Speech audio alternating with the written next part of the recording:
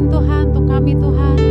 Kami yakin dan percaya kalau kasih setiamu selalu menyertai kehidupan kami.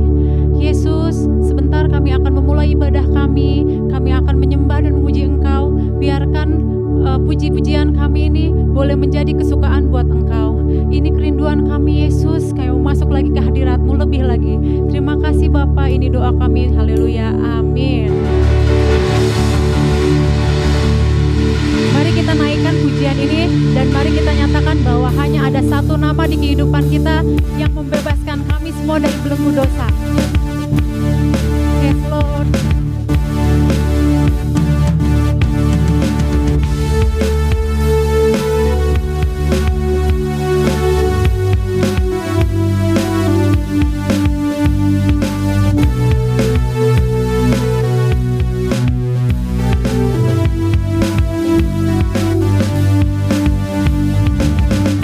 Satu nama yang mengatasi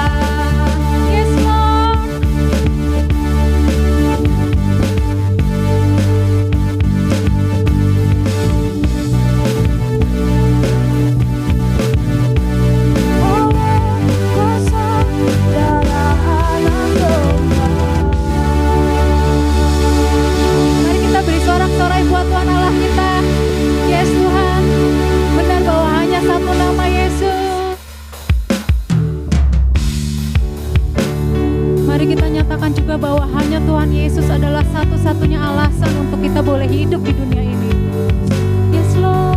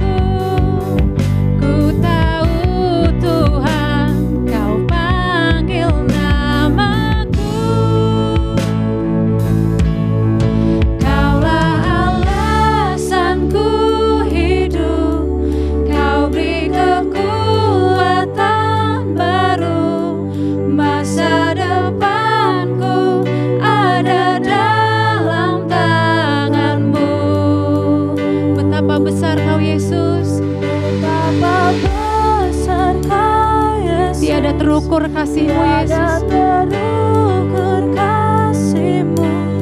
Setiap nafasku ada dalam tangan-Mu. Yes Jesus.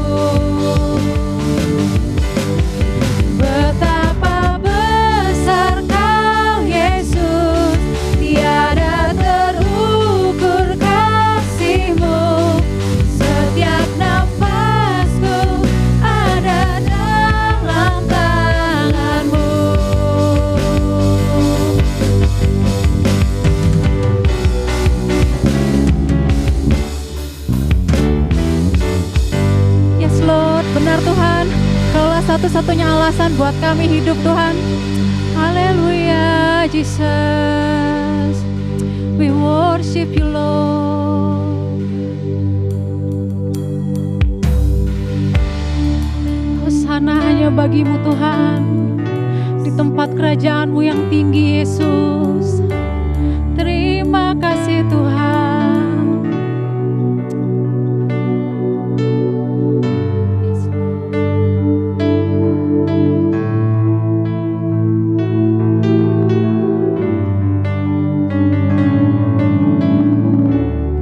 Yes, Lord.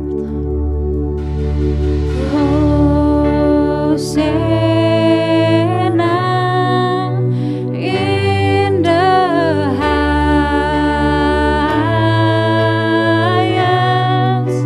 Let our King be lifted up. Hosanna.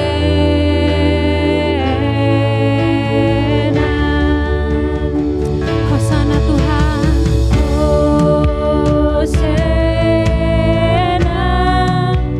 in the highest. Let our King be lifted up.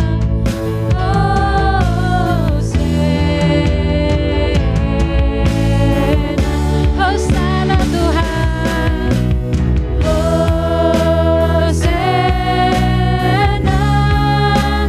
in the highest. Let our King be lifted. Yes, Lord, we worship you, Lord. Hosanna. Hosanna, Hosanna.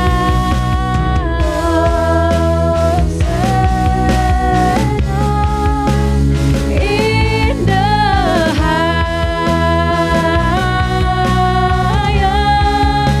Let our King be lifted up.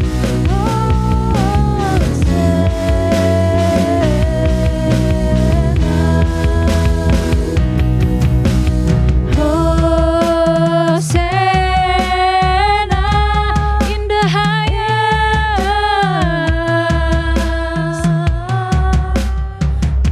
Let our King be lifted up. Yes, Lord.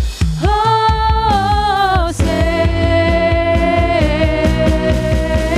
Hosanna Tuhan.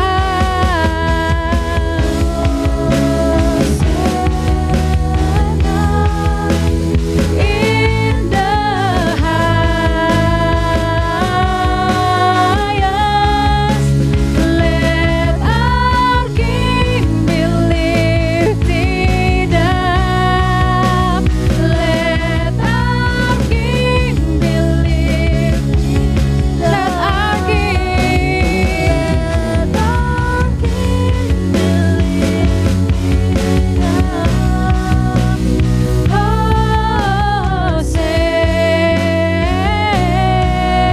Hosanna. Mari beri kemuliaan buat Tuhan Allah kita. Yes, Lord, thank you Jesus. Hosanna Tuhan, hanya bagimu Yesus, hanya namamu yang termulia Tuhan. Hosanna Yesus. Thank you Lord. We worship you Jesus. Terima kasih Tuhan. Terima kasih untuk kasih setiamu di dalam kehidupan kami Yesus. Terima kasih untuk setiap penyertaan-Mu Tuhan. Terima kasih Yesus. Haleluya. Ini kerinduan kami Tuhan. Jesus, kalau sebentar kami mau mendengarkan firman-Mu Tuhan. Biarkan firman-Mu boleh menjadi rema di dalam kehidupan kami Yesus. Berkati juga nanti hamba-Mu yang akan menyampaikan kebenaran firman-Mu Tuhan. Biarkan firman itu boleh menjadi penuntun buat kehidupan kami Yesus. Terima kasih Tuhan, kami siap mendengarkan firman-Mu. Haleluya. Amin. Jemaat yang dikasihi Tuhan, puji Tuhan hari ini kita masih diberikan kesempatan oleh Tuhan untuk kembali bersekutu, beribadah di minggu kedua di bulan yang ketiga. Hari ini kita akan sama-sama mendengarkan firman Tuhan. Mari kita tundukkan kepala kita dan kita akan berdoa.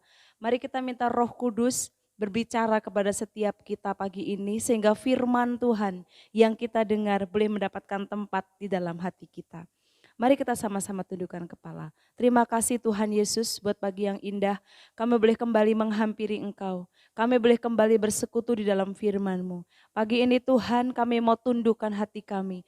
Kami mau tundukkan roh, tubuh dan jiwa kami. Kami mau fokus kepada firman-Mu. Kami mau fokus kepada janji-janji-Mu. Berbicaralah kepada setiap kami pagi ini Tuhan. Sehingga firman kebenaran itu boleh mendapatkan tempat terbaik.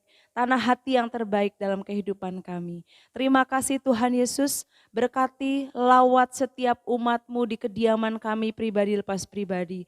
Kami rindu ibadah-ibadah ini menjadi ibadah yang menggairahkan, ibadah yang menyukakan hati-Mu Tuhan, ibadah yang memenuhi tahta-Mu dengan puji-pujian kami Tuhan. Karena kami percaya ketika kami sepakat untuk menyembah Engkau, Engkau hadir, Engkau ada di tengah-tengah keluarga kami. Terima kasih Tuhan Yesus, kami siap mendengarkan firman-Mu. Di dalam nama Tuhan Yesus Kristus kami mengucap syukur dan berdoa. Haleluya.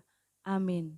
Saudara yang dikasihi Tuhan, bulan ini kita sama-sama belajar tentang imamat yang rajani. Dan tema pada hari ini adalah satu tempat kehormatan.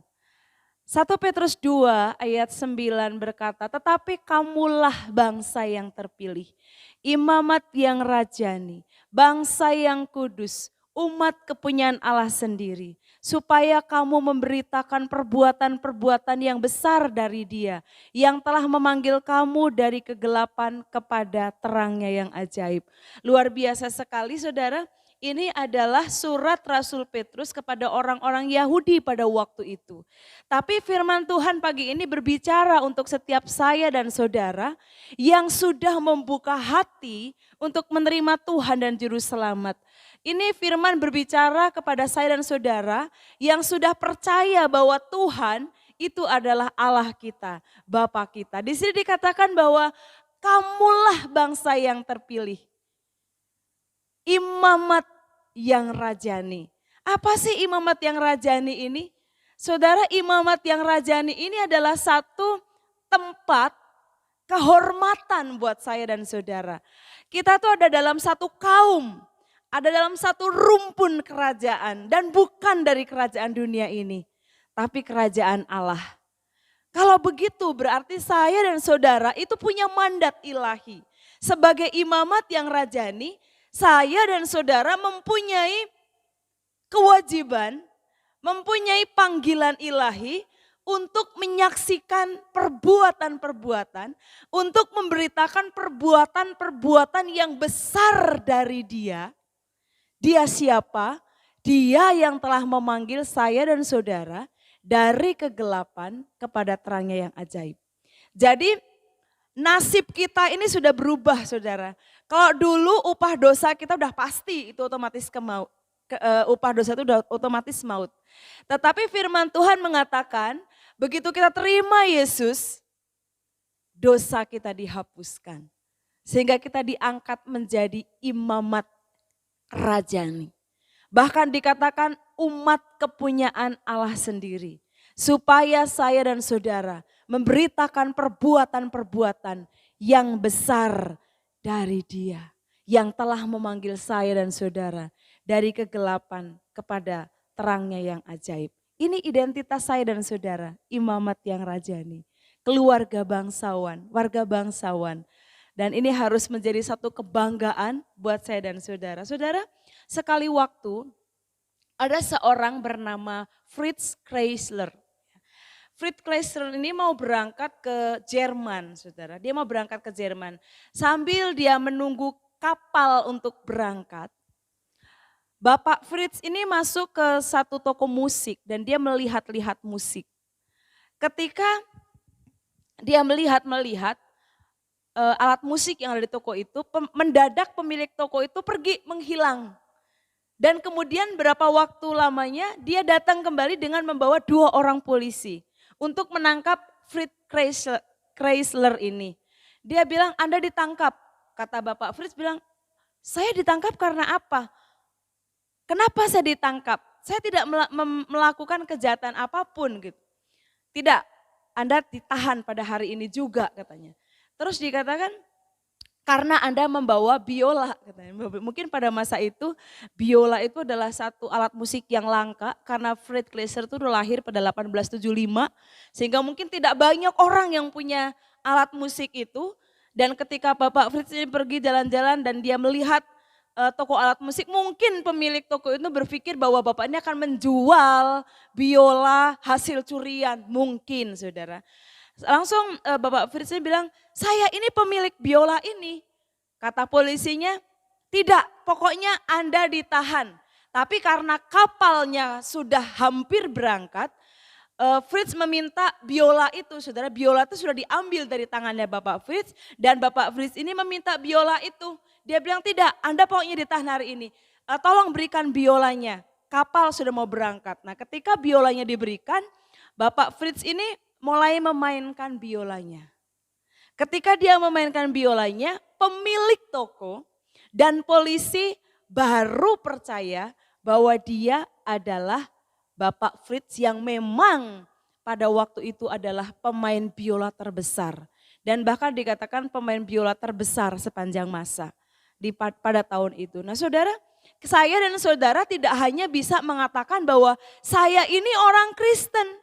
Saya ini orang percaya, saya ini anak Tuhan, saya punya Alkitab, saya pakai kalung salib. Di rumah saya banyak hiasan dinding doa Bapa kami, di rumah saya juga ada salib. Tidak saudara, ternyata kita perlu menyaksikan, kita perlu memberikan bukti kepada dunia bahwa saya dan saudara adalah anak-anak Tuhan.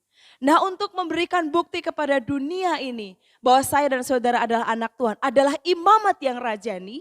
Yang pertama yang harus kita lakukan adalah kita perlu paham posisi saya dan saudara.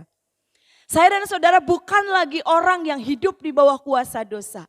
Saya dan saudara bukan lagi orang yang berdosa. Karena dikatakan Tuhan sudah memanggil saya dan saudara dari kegelapan kepada terangnya yang ajaib. Jadi mari kita mulai pahami posisi kita di dunia ini. Kita mulai sadar bahwa saya ini bukan lagi orang dunia. Saya ini adalah imamat yang rajani. Saya ini adalah bangsa yang kudus. Saya ini adalah milik kepunyaan Allah sendiri. Jadi dikatakan bahwa kita perlu, saya dan saudara perlu menyadari, kita perlu memahami siapa kita. Apa posisi kita di dunia ini. 1 Petrus 2 ayat 11 berkata, saudara-saudaraku yang kekasih, aku menasihati kamu supaya sebagai pendatang dan perantau, kamu menjauhkan diri dari keinginan-keinginan daging yang berjuang melawan jiwa. Saya dan saudara harus menyadari, harus memahami bahwa posisi saya dan saudara di dunia ini adalah sebagai pendatang dan perantau. Dikatakan saya dan saudara adalah sebagai orang asing di bumi ini, di dunia ini. Kita tuh bukan warga dunia.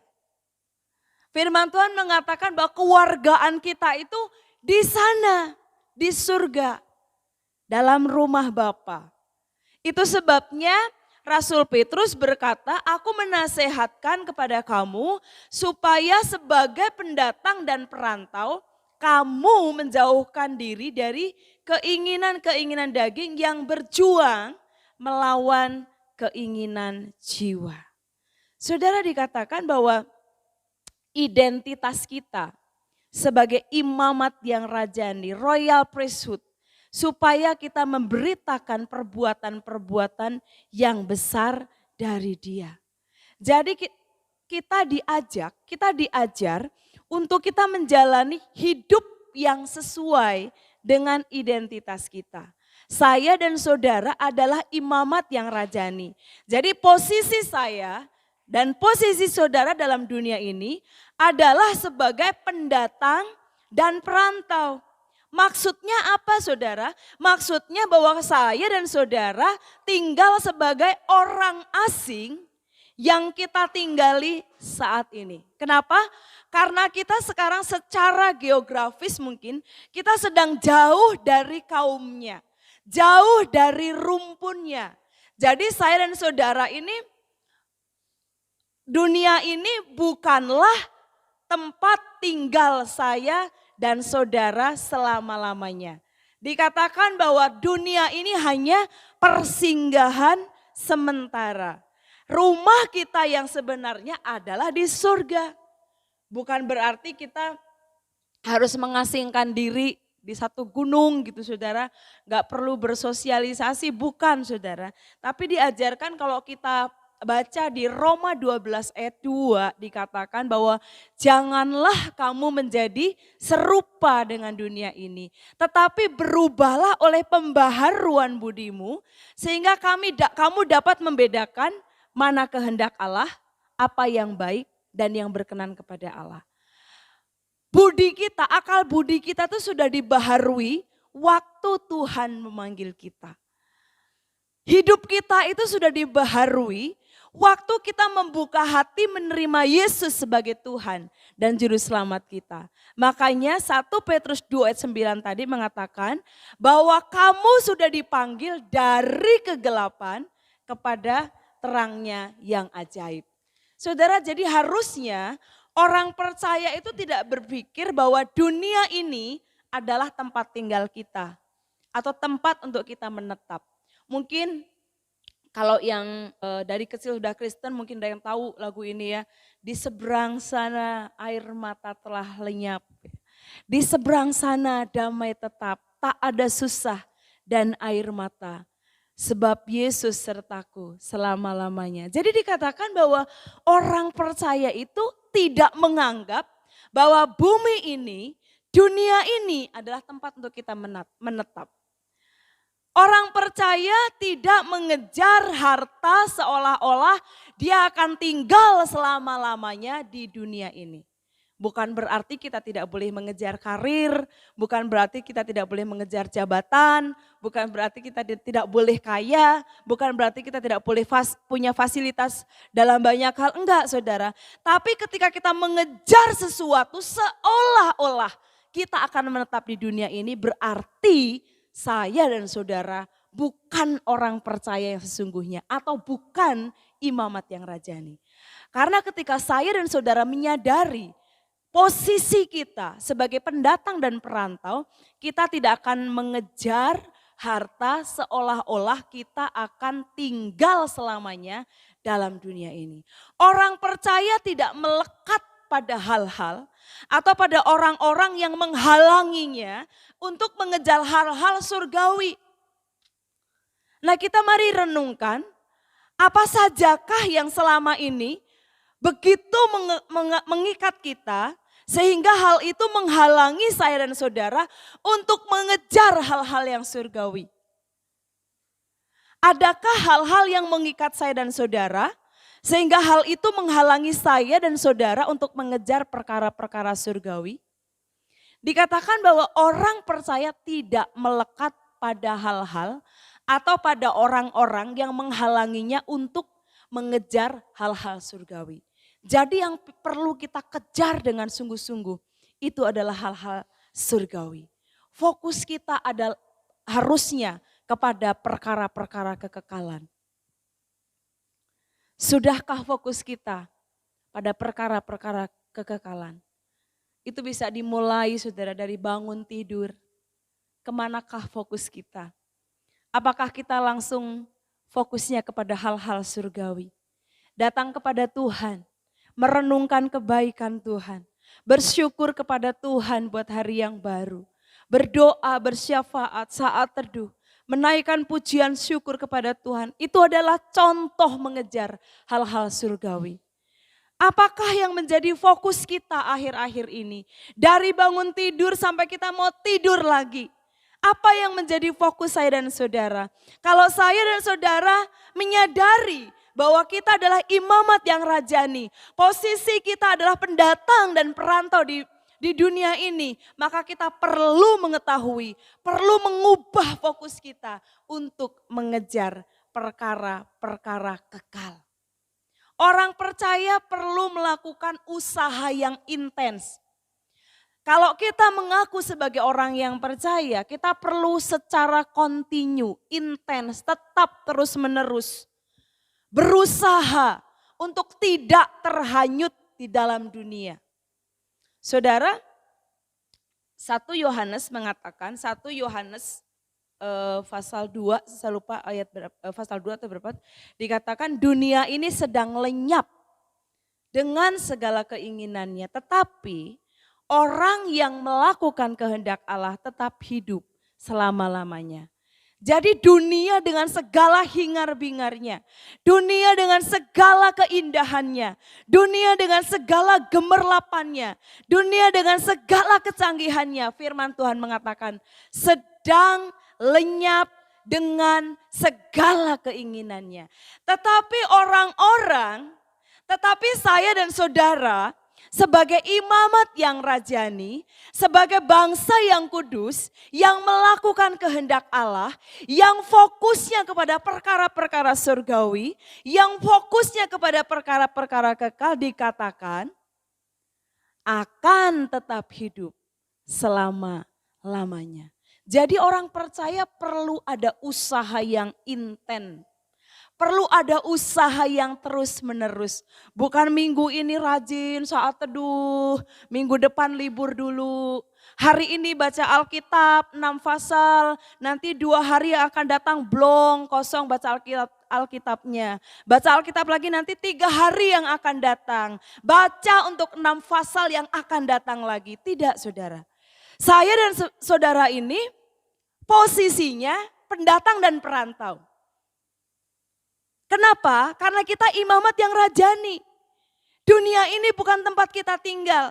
Jadi mari kita mulai melatih diri kita gaya hidup surgawi. Mari kita makan makanan yang bertahan sampai pada hidup yang kekal. Yaitu firman Tuhan. Mari kita fokus kepada hal-hal yang kekal. Yaitu membangun satu persekutuan yang intim dengan Tuhan. Membangun satu kehidupan yang kudus. Kerinduan untuk dikuduskan setiap saat itu harus ada dalam diri kita. Hidup kudus itu tidak otomatis saudara. Tidak diperoleh melalui penumpangan tangan. Kita didoakan dengan bahasa roh terus tiba-tiba kita hidup kudus. Tidak. Hidup kudus itu adalah sesuatu yang perlu diperjuangkan. Perlu diusahakan terus menerus. Tapi kalau saya dan saudara paham posisi kita sebagai pendatang dan perantau. Kalau saya dan saudara paham bahwa dunia ini bukan tempat tinggal kita untuk selamanya. Kita akan melakukan itu dengan hati yang penuh dengan sukacita. Amin saudara. Saudara, ada satu pendeta, seorang pendeta yang berkunjung ke Atlanta. Waktu dia sampai di Atlanta, dia memperhatikan ada satu restoran, satu iklan restoran. Dan yang menarik, restoran itu namanya Restoran Gereja Tuhan. Kemudian hamba Tuhan ini telepon ke restoran ini nanya, dia telepon dan penjawab telepon berkata, halo selamat siang, Anda dengan Restoran Gereja Tuhan. Kemudian pendeta ini bertanya, apa yang membuat Anda memberikan nama itu? Kemudian penjawab teleponnya berkata bahwa dia datang ke tempat itu, dia membuka restoran itu dengan satu misi. Bahwa sebenarnya Tuhan mengutus para orang-orang yang membuka restoran ini pergi ke Atlanta dengan satu misi untuk memberitakan kabar baik. Untuk menjadi pemberita Injil. Nah, untuk memberitakan Injil kan perlu dana. Akhirnya mereka membuka restoran saudara. Restoran ayam bakar saudara. Dan ternyata restoran itu diminati karena memang enak. Selain enak kan biasanya orang yang belilah buat biaya misi. Biasanya orang lebih suka membelinya. Tapi selain itu memang restoran itu enak ayamnya katanya. Terus sampai akhirnya restoran itu begitu laku. membutuhkan waktu yang lebih panjang untuk berjualan, dan akhirnya mereka mulai mengurangi jam ibadah, dan akhirnya mereka mulai menutup ibadah mereka, saudara. Tapi restorannya tetap dibuka. Mereka lupa bahwa sebenarnya orang-orang ini pergi ke kota tersebut sebagai pendatang dan memulai pekerjaan misi. Tapi di sana justru berubah menjadi penetap dan sebagai pengusaha restoran. Nah, jangan sampai saya dan saudara juga seperti itu. Saya dan saudara sebagai pendatang dan perantau. Sekali waktu Tuhan kadang tidak memberitahu kapan kita harus angkat kaki dari bumi ini. Ada orang yang sedang dalam keadaan tidur pulas, dia harus tinggalkan bumi ini. Ada orang yang melalui sakit penyakit, dia harus tinggalkan bumi ini. Ada orang yang harus melalui usia yang lanjut, dia harus tinggalkan bumi ini. Tapi satu hal yang perlu kita tahu, saya dan saudara adalah pendatang dan perantau. Jadi tugas saya dan saudara adalah menyatakan kemuliaan Tuhan. Menjadi saksi Kristus. Menyampaikan perbuatan-perbuatan yang besar dari Dia. Itu yang pertama. Kita harus tahu posisi kita. Saya dan saudara harus tahu, harus memahami bahwa posisi saya dan saudara di bumi adalah sebagai pendatang dan perantau. Kenapa saudara? Karena tempat kita yang sesungguhnya bukan di bumi ini. Yang kedua, hidup secara terhormat. Yang pertama, pahami posisi kita. Kalau kita sudah paham bahwa posisi saya dan saudara sebagai pendatang dan perantau, apa yang harus dilakukan oleh pendatang dan perantau? Bagaimana gaya hidup pendatang dan perantau? Harus hidup secara terhormat. 1 Petrus 2 ayat 12 sampai 14 berkata, milikilah cara hidup yang baik di tengah-tengah bangsa bukan Yahudi. Supaya apabila mereka memfitnah kamu sebagai orang durjana, mereka dapat melihatnya dari perbuatan-perbuatanmu yang baik dan memuliakan Allah pada hari Ia melawat mereka. Tunduklah karena Allah kepada semua lembaga manusia, baik kepada raja sebagai pemegang kekuasaan tertinggi maupun kepada wali-wali yang diutusnya untuk menghukum orang-orang yang berbuat jahat dan menghormati orang-orang yang berbuat baik. Kalau kita baca firman Tuhan ini dalam kondisi kita hidup di negara Indonesia yang baik seperti hari ini, tentu hal ini tidak begitu sulit. Betul saudara? Dikatakan milikilah cara hidup yang baik. Yang pertama. Dikatakan supaya apabila mereka memfitnah kamu sebagai orang durjana, mereka dapat melihatnya dari perbuatan-perbuatanmu yang baik dan memuliakan Allah pada hari Ia melawat mereka. Sekali lagi, kalau ayat ini ditujukan kepada saya dan saudara yang saat ini tinggal di tengah-tengah kota yang baik, bangsa yang baik, tentu bukan hal yang sulit. Tapi kalau kita belajar dari kitab Petrus ini, ternyata Petrus ini menasehati orang-orang Yahudi yang sedang hidup di masa pemerintahan Kaisar Nero. Saudara nanti bisa belajar ya, bahwa Kaisar Nero itu dan para pejabatnya dan kroni-kroninya, mereka itu adalah bukan orang yang takut akan Allah. Perbuatan mereka itu sangat buruk. Dikatakan sumber sejarah Roma menulis sangat negatif tentang kepribadian dan pemerintahan Nero yang korup dan sangat kejam. Kenapa saudara? Karena mereka terpengaruh oleh perempuan-perempuan walaupun mereka sudah beristri. Bisa dibayangkan. Ketika satu negara dipimpin oleh orang yang seperti ini, tentu rakyatnya akan sangat menderita. Bahkan dikatakan sejarah menulis Nero telah kehilangan pengertian akan apa yang benar dan yang salah. Dia tuh udah gak bisa lagi membedakan mana yang benar, mana yang salah. Apa yang ingin dia lakukan saja. Dan dikatakan Nero itu sangat kejam saudara. Petrus menasehati bangsa Yahudi dikatakan, milikilah cara hidup yang baik. Meskipun kamu hidup di tengah-tengah bangsa, kamu hidup di tengah-tengah pemerintahan yang tidak takut akan Allah. Rasul Petrus menasehatkan bahwa orang Yahudi yang ada pada masa itu harus memandang dirinya sebagai pendatang, sebagai perantau. Dan mereka harus memiliki cara hidup yang berbeda. Petrus mendorong agar orang Yahudi memiliki cara hidup yang baik di tengah-tengah pemerintahan Nero. Sehingga mereka bisa menjadi kesaksian bagi orang-orang yang melihat. Sehingga mereka pada akhirnya bisa memuliakan Tuhan. Saya yakin itu bukan hal yang mudah, saudara. Bukan hal yang mudah untuk dilakukan oleh orang Yahudi pada masa itu. Tapi Rasul Paulus dengan tegas menasehatkan supaya mereka memiliki cara hidup yang baik. Biasanya orang asing untuk mengganti atau untuk mengubah logat aja akan sulit, saudara. Misalnya orang yang asli dari Sumatera tiba-tiba ke Pulau Jawa, dia nggak akan tiba-tiba jadi medok kayak orang Jawa, enggak, saudara. Mungkin butuh waktu bertahun-tahun untuk dia menjadi medok atau menjadi lembut. Karena dia sebagai seorang pendatang dan perantau, sebagai seorang pendatang, sebagai seorang yang baru datang dari kampungnya. Nanti kalau sudah lama berbaur, mereka akan menjadi kurang lebih sama lah. Akan mulai medok, mungkin akan mulai lembut juga. Membutuhkan waktu.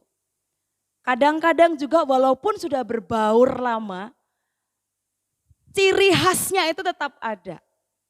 Nah, firman Tuhan mengatakan kepada saya dan saudara, kita yang ada di dunia ini, kita boleh berbaur dengan orang dunia. Kita boleh berteman dengan orang-orang yang belum mengenal Allah, karena itu ada tujuan, ada misi ilahi. Supaya kita memberitakan perbuatan-perbuatan yang besar dari Dia. Tapi jangan sampai pergaulan kita ini justru merusak identitas saya dan saudara. Roma 12 ayat 2, jangan menjadi serupa. Kita mungkin pernah dengar orang bilang serupa tadi, tapi tak sama. Jadi walaupun serupa juga kata firman Tuhan, janganlah kamu menjadi serupa. Kita berbaur, kita bersosialisasi, kita ngobrol, kita usaha bareng, kita jalan bareng, tidak masalah. Tapi harus membawa misi ilahi. Mereka harus melihat perbuatanku yang baik. Dan mereka harus memuliakan Bapa yang di surga. Amin, saudara. Kata perbuatan yang baik ini juga dikatakan oleh Tuhan Yesus di Matius pasal 3 ayat 13 sampai 16. Di sini dikatakan, kamu adalah garam dunia. Jika garam itu menjadi tawar, dengan apakah ia diasinkan? Tidak ada lagi gunanya selain dibuang dan diinjak orang. Kamu adalah terang dunia. Kota yang terletak di atas gunung tidak mungkin tersembunyi. Lagi pula, orang tidak menyalakan pelita lalu meletakkannya di bawah gantang, melainkan di atas kaki dian, sehingga menerangi semua orang dalam rumah itu. Demikianlah hendaknya terangmu bercahaya di depan orang, supaya mereka melihat perbuatanmu yang baik. Kata yang baik di 1 Petrus dengan yang baik di Matius pasal 5. Ini memiliki arti yang sama. Artinya apa, saudara? Indah. Kata yang baik itu tidak sekedar baik secara penampilan luar, saudara. Tapi kata baik ini memakai kata kalos yang artinya indah, excellent, unggul, melebihi yang lain, berharga, patut dipuji, dikagumi baik secara moral, terhormat, murni, tulus, excellent, saudara. Ini kata yang baik. Jadi firman Tuhan mengajarkan saya dan saudara supaya hidup secara terhormat. Terhormat itu seperti apa? Berlakulah atau hiduplah dengan baik. Dan hidup yang baik itu tidak sekedar tidak pernah meminjam, tidak sekedar tidak pernah bergosip, tidak sekedar berpenampilan bagus, tidak, saudara. Tapi dikatakan excellent, indah, melebihi yang lain, berharga, patut dipuji, dikagumi baik secara moral maupun spiritual, terhormat, murni, tulus, tidak ada kepalsuan. Itu kata yang baik dalam arti yang sesungguhnya menurut firman Tuhan. Saudara, ini mengenai perilaku atau mengenai karakter Kristus yang ada dalam kehidupan saya dan saudara. Tentu ini tidak otomatis saudara, ini perlu latihan setiap hari. Saya dan saudara mempunyai hak untuk hidup secara terhormat sesuai dengan firman Tuhan. Kita diselamatkan bukan karena perbuatan baik. Perbuatan baik adalah bukti keselamatan kita. Iman kita di dalam Kristus selalu menghasilkan perbuatan yang baik. Artinya kalau saya dan saudara mengaku saya percaya kepada Yesus, tapi perbuatan saya dan saudara bertolak belakang dengan Yesus, kita bukan orang percaya. Di Antiokhia lah pertama-tama mereka disebut Kristen. Kenapa saudara? Karena perbuatan mereka seperti Kristus. Jadi kekristenan itu tidak sekedar agama yang kita isi di KTP, tidak sekedar hiasan dinding yang berisi firman Tuhan, tidak sekedar simbol-simbol kekristenan yang lainnya.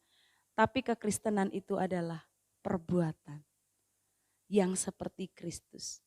Ada seorang turis saudara yang datang ke sebuah desa dan dia mampir ke sebuah warung saudara. Dan dia tanya, turis ini dia tanya kepada ibu pemilik warung ini. Ibu, apakah Anda seorang Kristen? Kata ibu ini menjawab dengan lembut, dia bilang, wah untuk hal itu Anda harus bertanya kepada suami saya, kepada anak-anak saya dan kepada tetangga-tetangga saya, katanya. Loh, kenapa? Karena ternyata memang Kristen itu tidak sekedar KTP kita mengatakan saya Kristen. Tidak sekedar kalung saya salib. Tidak sekedar saya punya Alkitab. Tidak sekedar saya ke gereja di hari Minggu. Saya punya Tuhan namanya Yesus. Tidak sekedar itu saudara. Dikatakan kekristenan itu apa kata keluarga kita tentang kita. Apa kata suami saya tentang saya. Apa kata anak-anak saya tentang saya. Itulah Kristen yang sesungguhnya.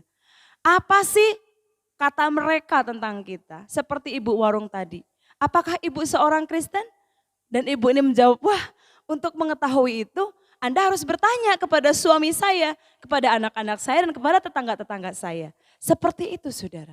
Jadi kekristenan itu tidak sekedar identitas, tapi hidup. Hidup yang memperlihatkan Kristus ada dalam kehidupan kita. Hidup yang memperlihatkan hidup secara terhormat. Hidup yang memperlihatkan hidup yang baik. Sehingga orang akan melihat Tuhan ada dalam kehidupan kita. Tujuan hidup kita bukanlah untuk bahagia. Tetapi untuk berguna, terhormat, berbelas kasihan. Dan untuk membuat perbedaan bahwa saya dan saudara telah hidup dan hidup dengan baik. Saudara, imamat yang rajani itu artinya apa? Artinya memiliki cara hidup warga kerajaan. Memiliki gaya hidup orang-orang bangsawan, saudara. Hidup secara terhormat. Bukan karena kita ngomong, saya orang Kristen loh. Tapi hidupnya itu akan menunjukkan bahwa, oh ini pasti orang Kristen. Saudara, saya pernah lihat satu film. Saya lupa filmnya apa, tapi yang jelas intinya itu adalah ada seorang pria yang dikatakan, oh Anda Anda seorang bangsawan ya dari nama Anda, katanya gitu. Dia bilang Anda tidak bisa melihat saya sebagai seorang bangsawan dari nama saya, tapi dari perbuatan saya. Begitu juga dalam kehidupan kita sebagai anak-anak Tuhan. Mari kita belajar memiliki gaya hidup imamat rajani, warga kerajaan Allah, bukan masyarakat umum saudara. Secara spiritual kasta kita itu adalah orang-orang kerajaan, orang-orang bangsawan. Jadi mari kita memiliki perbuatan-perbuatan yang baik. Mari kita melakukan seperti apa yang Yesus lakukan. Dikatakan Di 1 Petrus 2 ayat 15 sampai 17. Sebab inilah kehendak Allah, yaitu supaya kamu berbuat baik. Kamu berbuat baik, kamu membungkamkan kepicikan orang-orang yang bodoh. Hiduplah sebagai orang merdeka, bukan seperti mereka yang menyalahgunakan kemerdekaan itu untuk menyelubungi kejahatan-kejahatan mereka. Tetapi hiduplah sebagai seorang hamba Allah, hormatilah semua orang, kasihilah saudara-saudaramu, takutlah akan Allah, hormatilah raja. Saudara, yang pertama tadi apa saudara? Kita perlu pahami posisi kita. Yang kedua, kita perlu hidup secara terhormat. Dan yang ketiga, kita perlu juga menghormati orang lain. Dihormati atau mencari penghormatan itu adalah kecenderungan manusia. Tapi firman Tuhan mengajarkan kita diajar, dilatih untuk menghormati semua orang. Rasul Petrus menasehatkan kepada orang-orang Yahudi supaya mereka menghormati semua orang. Supaya mereka mengasihi saudara-saudara. Supaya mereka takut akan Allah dan menghormati raja. Seperti sudah saya katakan tadi bahwa mereka hidup dalam pemerintahan Nero yang kejam. Tapi Paulus menasehatkan supaya mereka menghormati raja. Hal ini memberikan contoh bagi kita bahwa di dalam keadaan seperti apapun, hidup di tengah bangsa seperti apapun, kita harus menghormati pemimpin negeri ini. Walaupun seringkali tanpa dipungkiri saudara, kita suka ikut ingin ikut membicarakan atau mengata-ngatai hal yang tidak baik tentang negeri ini. Tapi firman Tuhan mengajari supaya kita menghormati raja, menghormati para pemimpin, menghormati gubernur, wali kota, dan menghormati semua yang sudah Tuhan tetapkan sebagai pemimpin di negeri di mana kita berada. Kita bahkan dikatakan oleh Timotius supaya kita berdoa buat mereka. Mendoakan buat raja-raja. Mendoakan buat pemimpin-pemimpin. Itu yang firman Tuhan ajarkan kepada kita. Jadi saya dan saudara yang pertama tadi apa saudara? Pahami posisi saya dan saudara. Kita adalah imamat yang rajani tapi posisi kita saat ini adalah pendatang dan perantau. Yang kedua firman Tuhan mengajari mari kita hidup secara terhormat. Mari kita mulai memiliki perilaku-perilaku kerajaan Allah. Dan yang ketiga berikan penghormatan kepada semua orang. Meskipun kita kadang berpikir dia tidak layak kita hormati. Tapi firman Tuhan mengajarkan hormati semua orang. Hari ini kita menyadari, pagi ini kita menyadari bahwa sebagai pendatang di dunia ini kita harus memiliki cara hidup yang berbeda. Tidak menjadi serupa dengan dunia ini. Kenapa saudara? Karena kewarganegaraan kita sebenarnya adalah surga.